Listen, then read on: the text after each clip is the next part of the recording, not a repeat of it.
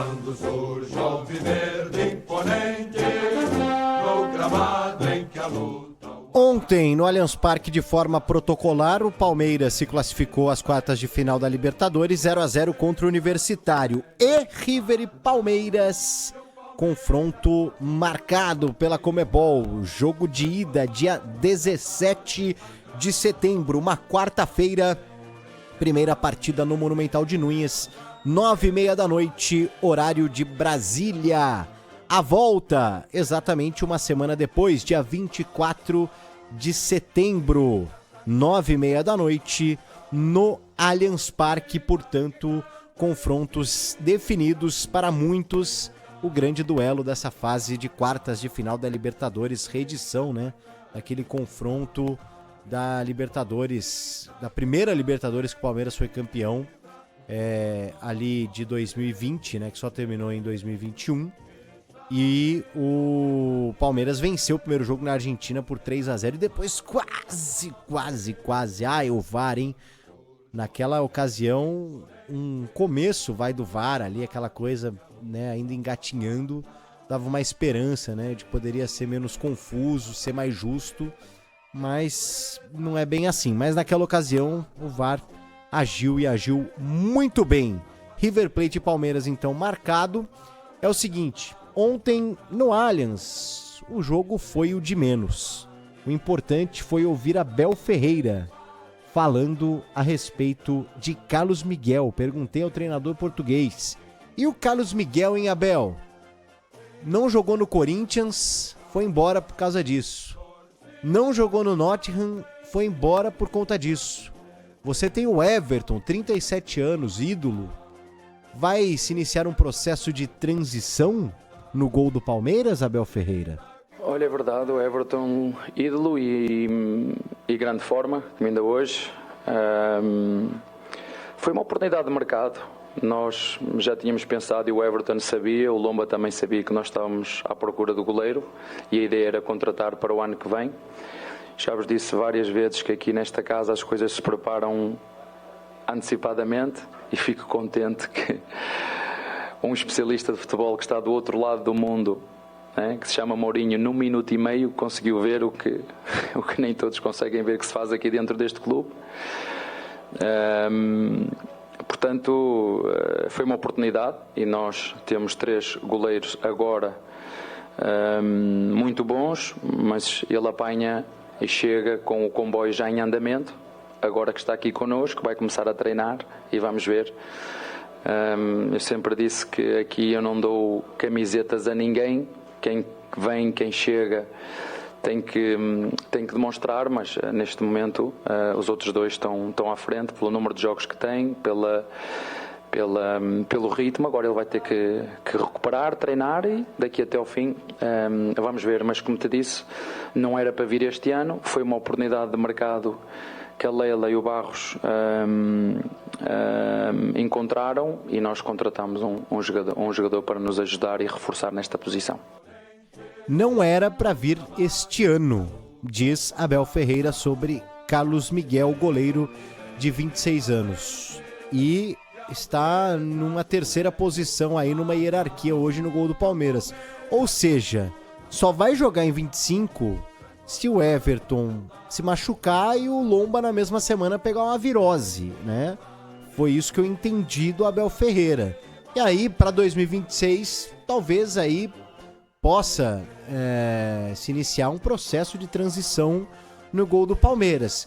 Assim, não sei o que vocês pensam, o Fabiane, Pedro e Everton. Acho muito normal que se respeite a figura, ainda mais o Abel, se respeite a figura do Everton, por pior que seja o momento do Everton, não é bem assim. Ontem ele foi o melhor em campo e acho que com justiça. É um goleiro que hoje vive de altos e baixos, acho que ele já viveu momentos melhores, né, mais regulares do Palmeiras, mas assim, a história tá aí. É um cara que tem que ser muito bem tratado pela torcida, penso eu. Falhou em momentos importantes num passado recente, Mundial, né, Copa do Mundo de Clubes, alguns gols aí de jogos importantes, sim, eu não nego isso, Mas não é nada urgente uma substituição no gol do Palmeiras. Nesse ponto eu concordo. É preciso que se respeite talvez uma hierarquia dentro do clube, se tratando de um Everton. Mas o Palmeiras não pensou nisso ao trazer um goleiro que, o Fabiani pode falar melhor do que ninguém, saiu do Corinthians porque queria jogar. Mas ele saiu no momento que ele teria oportunidades, né, Fabiani? E foi pro Nottingham achando também que ele jogaria. Ele não jogou, até porque o Nottingham teve no ano passado o melhor goleiro da Premier League. Então, assim, eu entendo completamente o contexto. Mas será que o Carlos Miguel, de novo, não é o goleiro certo no time no momento errado? Pode ser, PDV. Eu acho ele muito bom goleiro, de verdade. Tecnicamente falando, eu acho que hoje ele tá à frente dos outros que o Palmeiras tem, do Everton e, sobretudo, do Marcelo Lomba. Mas a gente fala muito sobre a hierarquia sendo um valor que o Abel Ferreira preza muito. A continuidade no clube é algo que o Abel Ferreira preza muito. Ele deixa o Corinthians em 2024 não só porque queria jogar, porque no Corinthians ele jogaria. O Corinthians não contrataria o Hugo Souza se o Carlos Miguel ficasse. Permaneceria o Donelli sendo o reserva imediato e o Carlos Miguel o goleiro titular. Ele queria jogar e queria jogar na Premier League. Então deu azar de chegar lá num clube que já tinha um goleiro estabelecido. E cara, eu acho que esse movimento de saída do Carlos Miguel da Premier tinha que ser mais estudado pela parte dele e não apressado. É verdade que ele tá num clube que vai dar a ele a condição de disputar títulos. E são poucos no Brasil que dão essa certeza como o Palmeiras dá. Mas ele corre risco de ficar, digamos, mais 2 anos no banco e assumir o gol do Palmeiras com 28. Se é que de fato ele vai permanecer até lá. Então acho que assim, na posição dele eu procuraria um empréstimo dentro da Europa para jogar num clube menor. Pode até ser na própria Inglaterra, mas acho que ele conseguiria jogar. Ou jogar em algum clube do Brasil que tá precisando de goleiro. Eu acho que há alguns ali que ele seria... A concorrência para ele seria menos dura do que no Palmeiras. Pensando em exemplos aqui, por exemplo. Grêmio.